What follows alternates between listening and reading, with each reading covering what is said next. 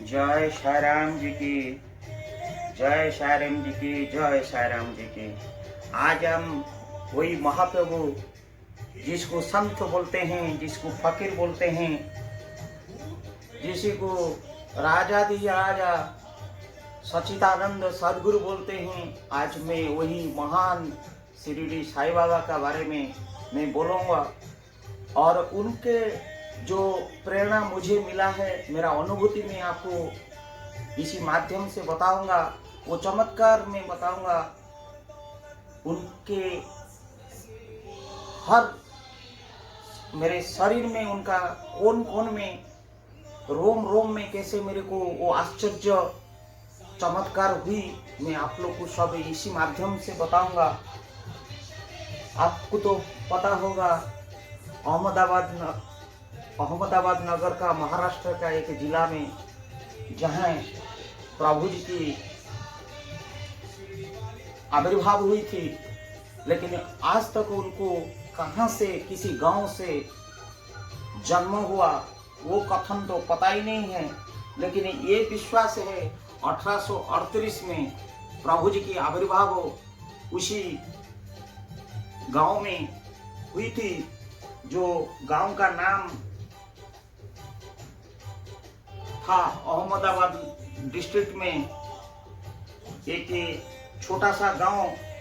और जिस गांव में बाबा फकीर के रूप में, एक छोटा बच्चा का रूप में आए थे और एक नीम की पेड़ के नीचे बैठ गए थे।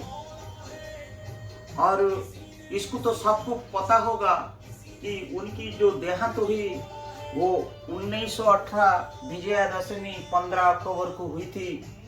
और उनको पहले से आभास हो गया था कि मैं उसी दिन देहांत होगा मेरा।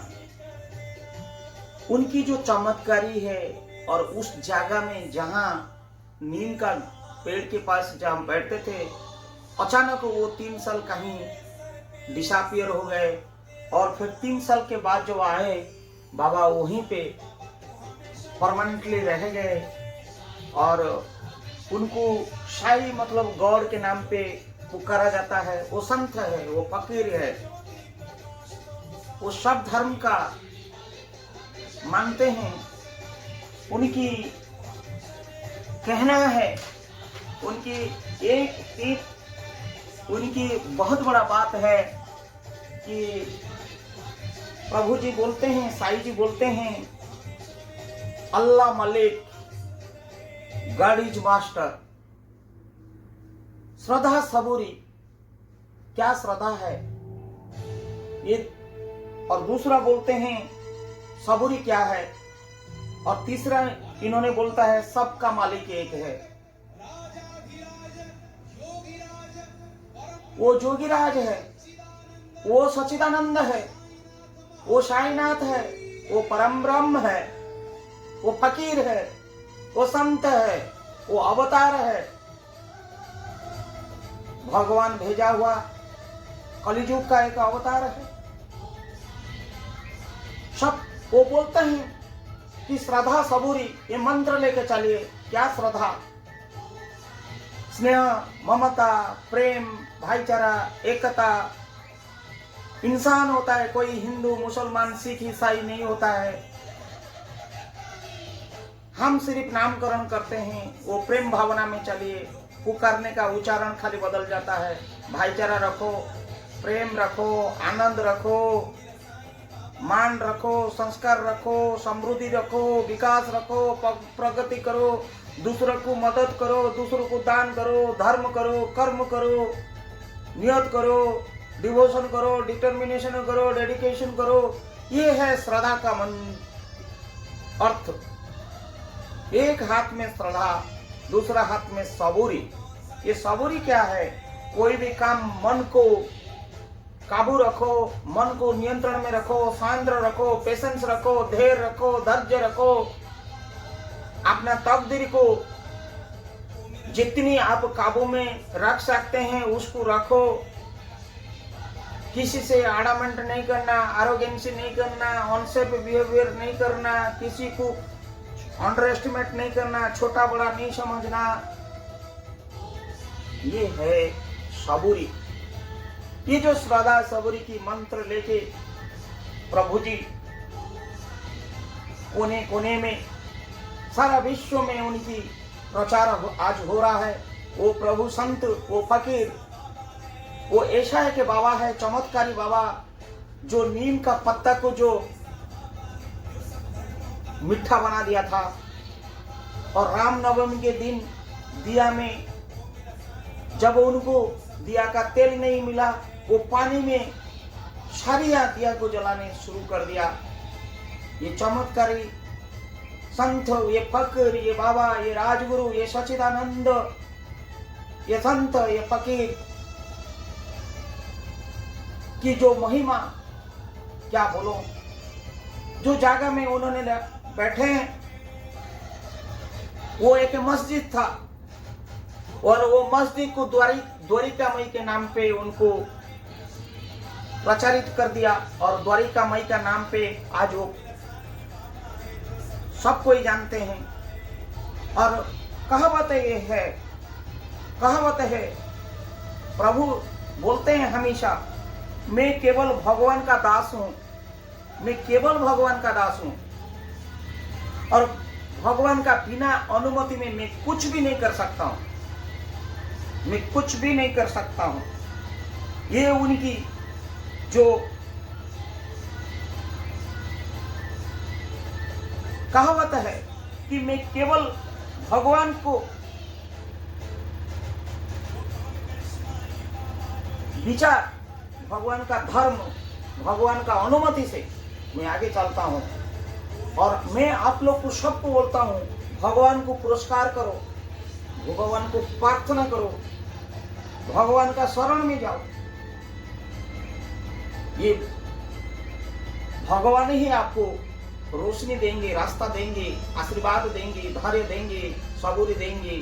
फिर वही बोलते हैं, अल्लाह मालिक, सबका मालिक एक है, सदा सबूरी। ये मंत्र उनकी। एक छोटा सा कफन बांध देते थे और फकीर, सच तो ये है, वो फकीर होके जाते थे किसी के दरबार में, वो मांगने नहीं जाते थे, वो देने जाते थे। उनका श्रद्धा जहां आ गया वो वहीं जाते थे। बहाना था मांगने का, लेकिन देने के लिए तो जाते थे। वो अंतर्यामी है, वो निराकार है, वो ब्रह्म है, वो विष्णु है, वो महेश है और वो अवतार है।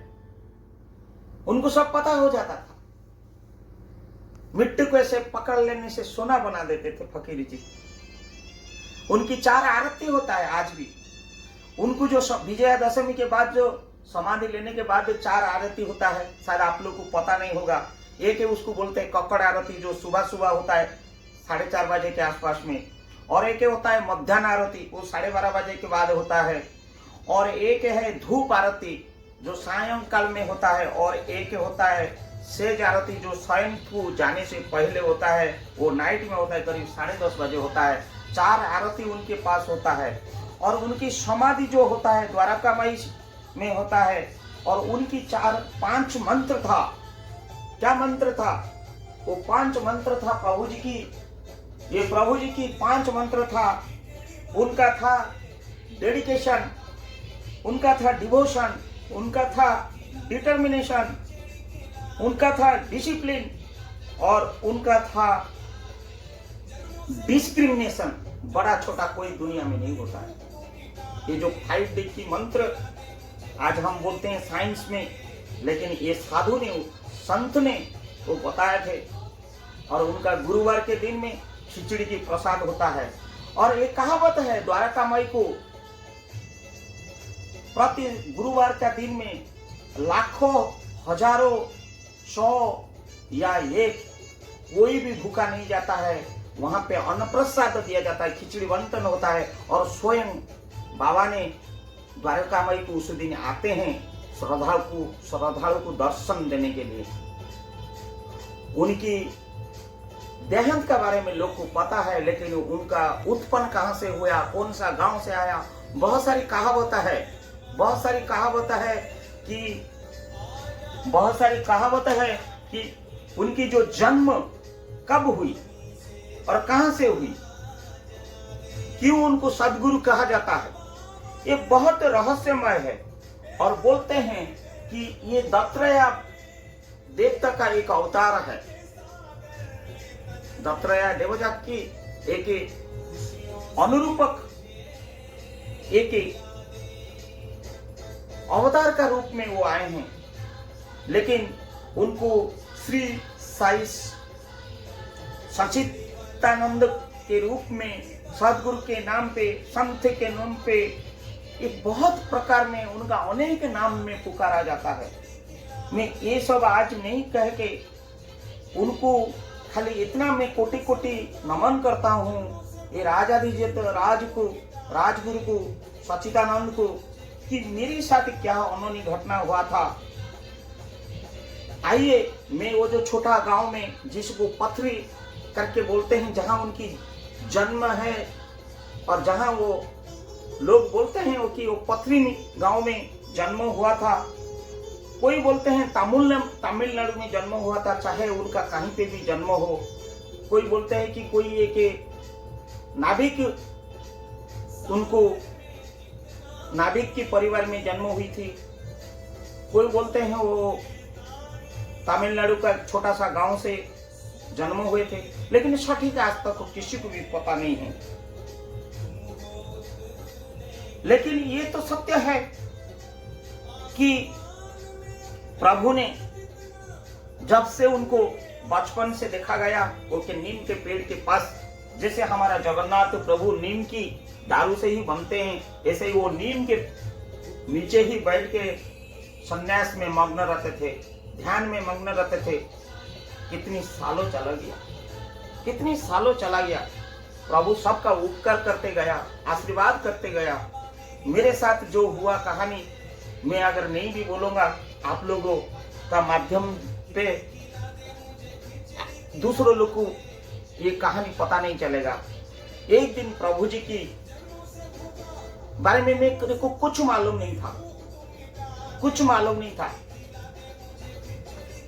उस दिन मेरे को याद है, गुरुवार का दिन में खिचड़ी के प्रसाद चल रहा था। मेरा कर्मनपालम, विशाखापट्टनम के पास एक ही गांव, छोटा सा एक ही कर्मनपालम गांव में मैं किराया में रहता था, डुप्लेक्स में।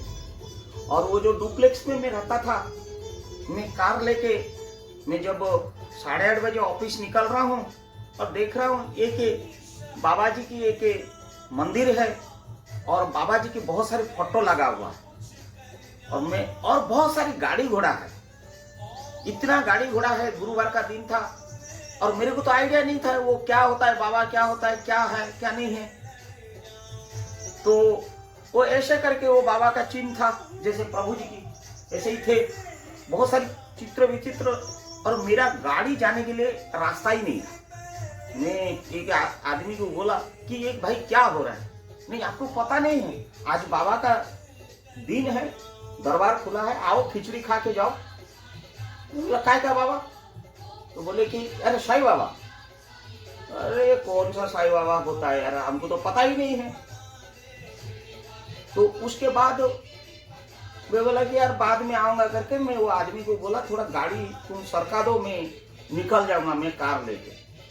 और क्या हुआ कि वो गाड़ी में जैसे लेके जा रहा हूँ, जहां सब गाड़ी पार्किंग हुई थी खत्म हो रहा है, वहां पे एक फकीर खड़ा है और ऐसा जगह में खड़ा है कि मैं उसको ओवरटेक करके जा नहीं सकता हूँ। और वो हाथ में कुछ पकड़ा है और भिखारी जैसे। तो मैंने गाड़ी को रोका, मैं बोला कि बाबा जी थोड़ा आप साइड हो जाइए, मैं निकल जाऊंगा। मुझे बोले बेटा तुम्हें प्रसाद खा लो, मुझे कोई दिया था, तुम खा लो इसको। मैं बोले कि नहीं बाबा मैं खाना खा के आया हूँ और मैं ड्यूटी जा रहा हूँ ना। ठीक है तुम ड्यूटी जा रहा है, थोड़ा देर यहीं पे 2 मिनट रुक जाओ क्योंकि आगे तुझे विपत्ति है। मैं बोले कि बाबा मेरे को क्या विपत्ति होगा, अभी तो रोड ठीक ठाक है, 9 बजे भीड़ हो जाएगा और अभी मैं जल्दी चला जाऊंगा। नहीं तुम बहुत जल्दी में हो, इसीलिए मैं तेरे को रोक रहा हूँ, तो इसको खाओ। वो साईनाथ थे, वो स्वयं नारायण थे, वो भगवान थे, वो अवतार थे, दत्तात्रेय जी थे। मैं उनका बात नहीं मान रहा था। मैंने भाई बाबा मैं निकलता हूँ, ससन मन के साथ मैं निकल गया और उनका प्रसाद नहीं लिया। और मैं जहाँ देख रहा हूँ करमनपालम में, मैंने जिसी राष्ट्रीय इस्पात निगम लिमिटेड रोड को जाने क्या और करमनपालम का इस तरह का जो गोल चक्कर है, वो गोल चक्कर के पास मैं गाड़ी लेके जा रहा हूँ। एक ट्रक आया, मुझे मार के उड़ा देता था। जस्ट मैं थोड़ा सा अगर ब्रेक नहीं मारता था, वो मेरा तुरंत एक्सीडेंट हो जाता था। और जैसे ट्रक पार हो गया, मैं तो सोचा मेरा गाड़ी एक्सीडेंट हो गया, लेकिन ऐसा कुछ भी नहीं हुआ था। लेकिन जैसे पार कर रहा हूँ, वो फकीर बाबा फिर खड़ा है, बोल रहा है बेटा मैं बोला था ना तुझे, थोड़ा रुक जाते से गाड़ी पार हो जाता था, तुम क्यों हड़बड़ करते हो, लो अभी तो खा लो। मैंने बाबा का हाथ में लिया और बाबा के हाथ में पानी नहीं था, बोतल नहीं था, लेकिन खाली इतना ही था। लेकिन तुरंत उनका ये झूला में हाथ नहीं मार के एक हाथ में अचानक पानी बोतल आ रहा है, बोले पियो पियो। और मेरी मुंडी में ऐसे हाथ मारे, मेरे को मुंडी में जैसे हाथ मारे, मेरे शरीर पूरा कंपने लगा, हिलने लगा, रोम रोम होने लगा। मैं बोला कि क्या हो रहा है, मैं कुछ समझ नहीं पाया। मुझे एक आत्मसंतुष्टि मिल रहा है, मुझे एक आनंद मिल रहा है, मुझे एक निरानंद, मैं कौन सा दुनिया को चला गया, मुझे कुछ ही पता नहीं चल रहा है। मेरे मन में पूरा पवित्र होने लगा है। तो मैंने जैसे खाया, वो प्रसाद खत्म ही नहीं हो रहा। मैं खाते जा रहा हूँ, वो प्रसाद खत्म ही नहीं हो रहा है। मैं बोला बाबा वो प्रसाद खत्म ही नहीं हो रहा है आप। तो बोले खाओ और जितना बचेगा तुम रख लो, फेंकना नहीं लेकिन इसको। मैं फिर लेके घर तक गया। आप लोग को आश्चर्य होगा, मैं जितना खाया उतना ही फिर था। घर में फिर खोल के देखा तो फिर वो जो पानी का बोतल को मैं लेके गया, और जब पानी का बोतल में पी लिया था, थोड़ा सा था, वो पानी बोतल पूरा भरल था। मैं घर में जाके जैसे मैंने बताया सब मेरा परिवार लोग को, उन लोग को आश्चर्य हो गए और विश्वास नहीं किए। तो फिर हम शाम को 5:30 बजे जब आरती में आए, हम पूरा वो जो नहीं मानते थे कि ये बाबा कौन है, कहाँ है, जहाँ से वो पार्किंग हुआ था, हम आके लम के जब सो गए, पूरा एकदम साष्टांग प्रणिपात किए। और जब उठता हूँ, मेरे पीछे देखता हूँ खड़ा हो के बाबा खड़ा है, कोई बाबा खड़े हैं। मैं बोला बाबा आप हो? नहीं मैं अंतर्जामी हूँ कहे। और फकीर के अंदर में कहाँ अदृश्य हो गए, मेरे कुछ पता ही नहीं चला। बोले कि भगवान तुझे भला करे, इतना बोले। मैं तेरे साथ हूँ। और आज मैं उनको गाला में लेके चल रहा हूँ, उनकी धारण करके चल रहा हूँ। ये एक मिराकल था। और ऐसे ही मेरे वो जगह से जब स्थानांतरण हुआ, मैं जैसे छत्तीसगढ़ को आया, छत्तीसगढ़ को आने के अंदर में मेरे को आज भी याद है, मैं दुर्ग एक्सप्रेस में आ रहा था, पूरी दुर्ग एक्सप्रेस में मैं निकल रहा था। और मैं एक छोटा जमीन खरीदी करने के लिए गया था कि ये जमीन कैसे करे। मेरे पास थोड़ा बहुत पैसा था, पैसा का इकट्ठा नहीं कर पाता था। मेरे को 2-2.5 लाख का मेरे पास था, और जमीन का कॉस्ट 6-7 लाख होगा। ये 2002 का बात, 2008 का, 2002-2003 का बात था। तो मैं बाबा का नाम लिया, हे बाबा ये कैसे होगा, ये तो डिस्प्यूट लैंड है, कैसे सब समाधान होगा। और छोटा सा घर मेरे को बनाना ही है, मेरे पास तो कुछ भी नहीं है, प्रभु कुछ रास्ता दिखा। मैं जब घर को गया तो एक आदमी आके मेरे को बोल रहा है, अरे आपका ना वो जमीन मैंने जो लिया था लीज में, वो पैसा मैंने नहीं दिया था, और आज आप ले लीजिए, और आपका कुछ काम होगा, और बहुत दिन लेट हो गया, इसलिए भैया माफ करना। मेरे को अचानक आश्चर्य हो रहा है कि वो पैसा मेरे को मिला। वो कितना सालों से वो पैसा नहीं दिया था, जो जमीन के हमारा लीज में लेके खेती किसानी कर रहा है, वो ला के दिया। थोड़ा बहुत वहां से मिल गया, और हमारा परिवार का ओर से थोड़ा बहुत हो गया। हमको पता ही नहीं चला, हमने जमीन तो खरीदी कर लिया। जमीन खरीदी करके हम दुर्ग एक्सप्रेस में जा रहा है, बैठ के सुबह बहुत सारी पैसेंजर है, और मैं सेकंड स्लीपर में बंधुगण बैठा था। जैसे बैठा था, जैसे नींद खुला, क्योंकि करीब करीब रायपुर होता है वो 7:30 बजे 8:30 बजे के 8:30 के आसपास में 7:30 8:30 के आसपास में वो रायपुर का आसपास जैसे हुआ तो एक बाबा जैसे एक फकीर और बेहोश में पूरा मांग मांग के भीख आ रहा, कोई दे नहीं रहा है, सब तो सोए रहे, सुबह सुबह का था। तो मैं उठ गया, मेरे को बोले कि दो बाबू दो, मेरे पास 20 रुपया में निकला और ऐसे दे दिया।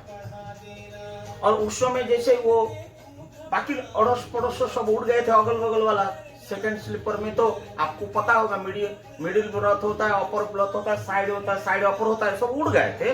तो उठ के देख रहे थे तो फिर बोले कि यार बेटा तेरे जेब में और पैसा है, तुम निकालो। मैं फिर 50 रुपया निकाल कर दिया। फिर बोले कि बेटा क्यों कंजूसी कर रहा है, तेरे पास और भी पैसा है, दो मुझे। तो फिर मैंने 100 दिया। फिर ये लोग सब हंस रहे थे, तो बोले कि यार ये कुछ हिप्नोटिज्म कर दिया, कुछ जादू टोना वाला आ गया, ये उसको पैसा लूट के जाएगा। फिर बोला कि यार बेटा देखे तेरा अट्टाची में बहुत पैसा है, तुम इतना छोटा छोटा पैसा क्यों दे रहा है, तुम वो 500 दो। मैंने फिर 500 निकल के 500 दिया। फिर 1000 रुपया वाला नोट चल रहा था, उसमें 1000 नोट, बोला कि तेरे बेटा दो। देने के बाद मैंने देखा मेरे पास जितना पैसा पत्र है मैं सब दे चुका हूँ और मेरे पास सिर्फ थोड़ा बहुत चिल्लर पैसा पड़ा हुआ। मैं बोला बाबा और नहीं है मेरे पास, थोड़ा बहुत पड़ा हुआ। तो ये लोग जितनी मेरी बैठे थे वो कंपार्टमेंट में, वो हंसने लगे और बोले गया ना, लूट के लेके चला गया ना, क्या मिला यार, उतना पैसा हम लोग को चाय पानी पिला देते थे।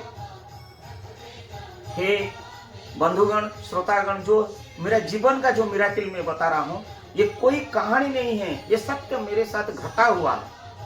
मैं स्वयं उसको आजमाया हूँ, मैं आज आपको बयान कर रहा हूँ। ये प्रभु जी की महान लीला से एक लीला मेरे साथ चमत्कारी जो हुई मैं बता रहा हूँ। आइए आगे क्या हुआ।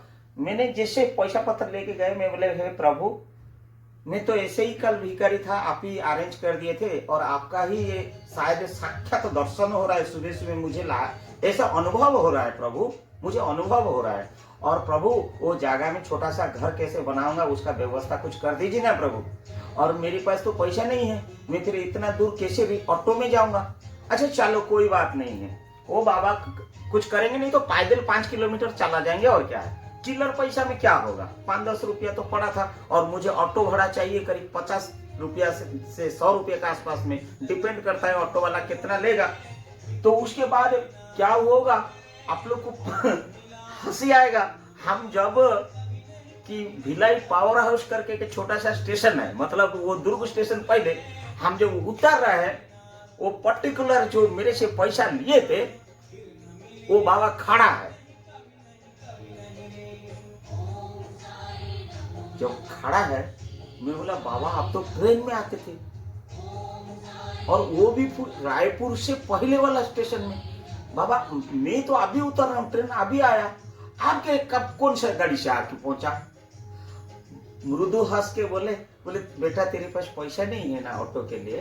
मैं बोला नहीं बाबा, आपको कैसे पता चला, ना आओ ना ऑटो में बैठो, मैं भी उधर ही जा रहा हूँ, तुम जाओगे ना सेक्टर 10 तरफ। मैं बोला हाँ बाबा।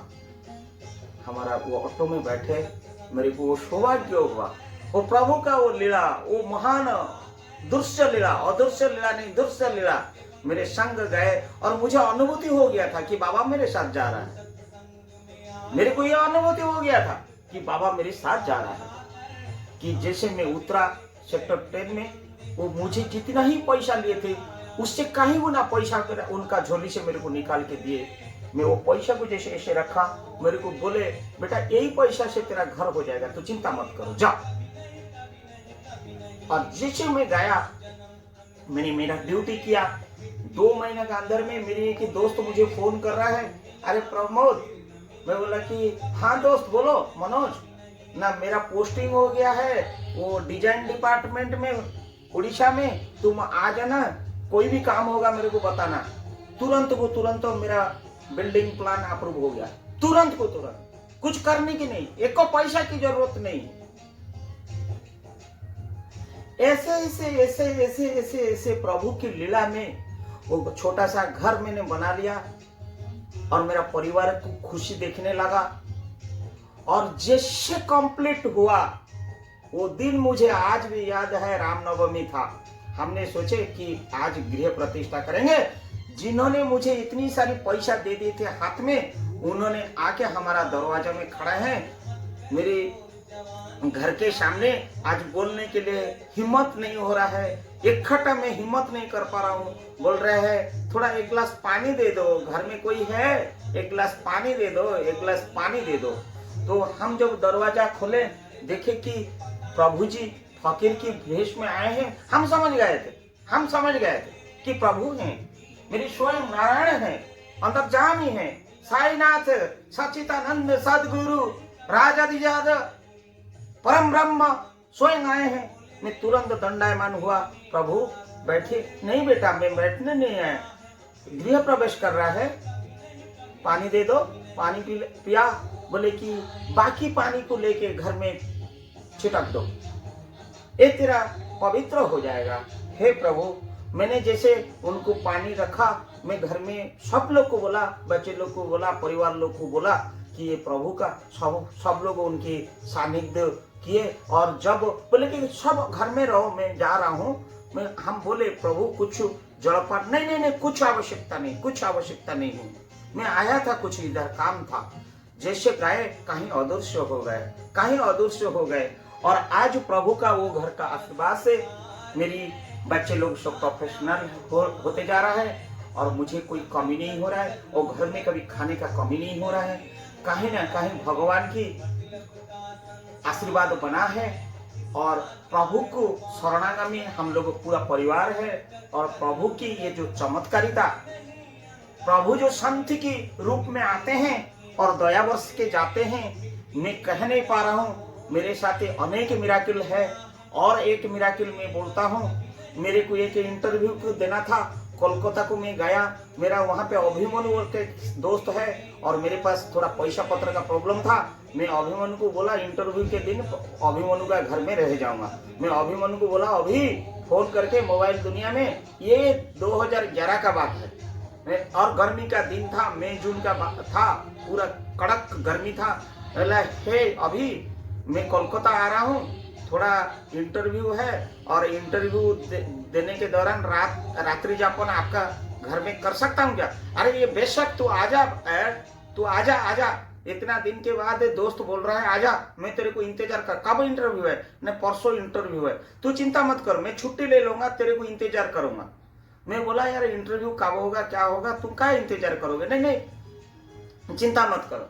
उतना ही बात खत्म हो गया और हम कोलकाता में पहुंच गए। और कोलकाता में जब पहुंच गए सॉल्ट लेक के पास, और हमारा वहां पे इंटरव्यू स्थल में हम पहुंचे, तो सुबह अभिमन्यु फोन किया, बोले कि यार मैं आज छुट्टी ले लेता हूँ। मैं बोला छुट्टी मत लो, क्योंकि इंटरव्यू कब खत्म होगा, इंटरव्यू के बाद मैं बुला लूंगा, तुम आ जाना, तब साथी होके निकल जाएंगे, कोई टेंशन नहीं लेना। और इंटरव्यू ऐसे होते मैं लास्ट कैंडिडेट था, 27 कैंडिडेट थे और मैं एज वाइज सब स्क्रूटनिंग हुई थी और मैं ही लास्ट था एक्सपीरियंस हिसाब से। और जो पैरामीटर था मैं लास्ट कैंडिडेट था, 27वां कैंडिडेट। और मेरा इंटरव्यू खत्म होते 5:30, पूरा गर्मी का दिन, पूरा पसीना बह रहा है।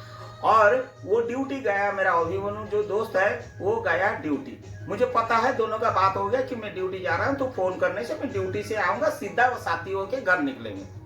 और मैं जैसे निकलता हूँ कि इंटरव्यू दे के 45 मिनट्स मेरा जब इंटरव्यू हुआ, पूरा रोम पूरा पसीना बह रहा है, गर्मी का दिन, प्यास लग रहा है।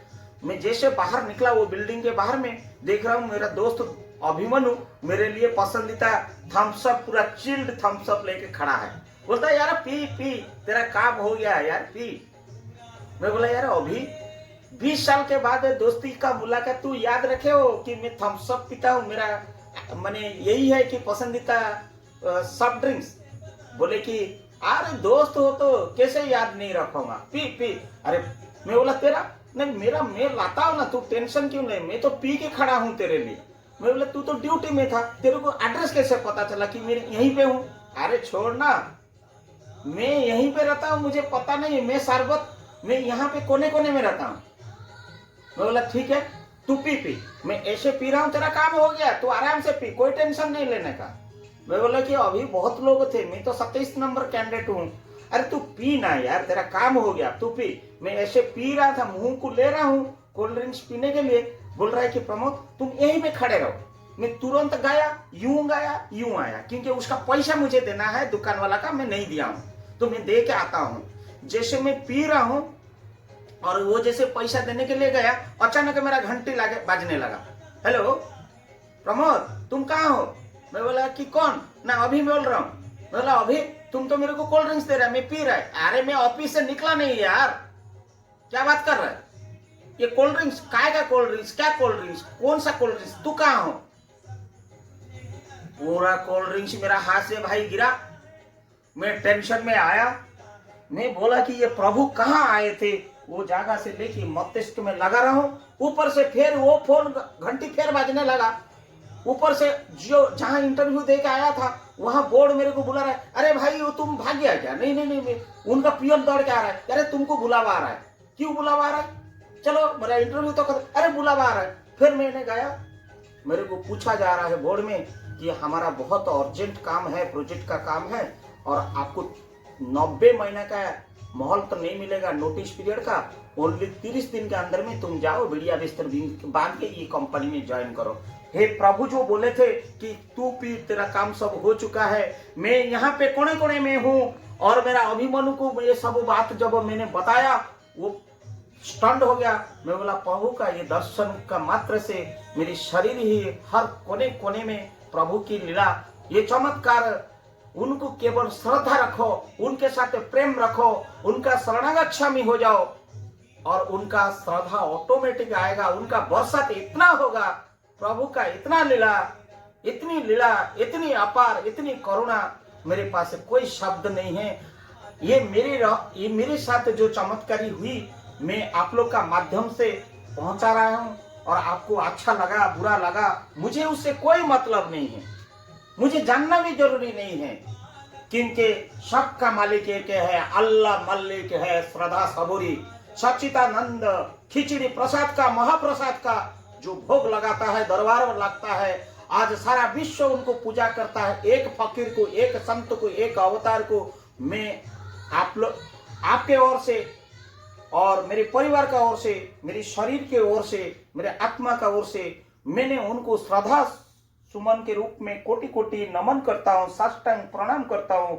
हे सच्चिदानंद सदगुरु साईनाथ, मेरे परिवार को, मेरे जनता को, मेरे जनवासी को, मेरे साथी लोग को, मेरा बंधु बांधव कुटुंब को, वसुंधव कुटुंबम को, जितनी भी ये संसार में पशु पक्षी कोने कोने में संसार में रहते हैं, उनको हे प्रभु निराकार आप आदर्श दीजिए, आशीर्वाद दीजिए, रास्ता दिखाइए, उनका गलती को माफ करके जैसे मेरे प्रति दया रखे हैं प्रभु, सबके प्रति दया रखिए। मैं आपको विनती करता हूँ, आपको नमन करता हूँ प्रभु, नमन करता हूँ प्रभु, नमन करता हूँ।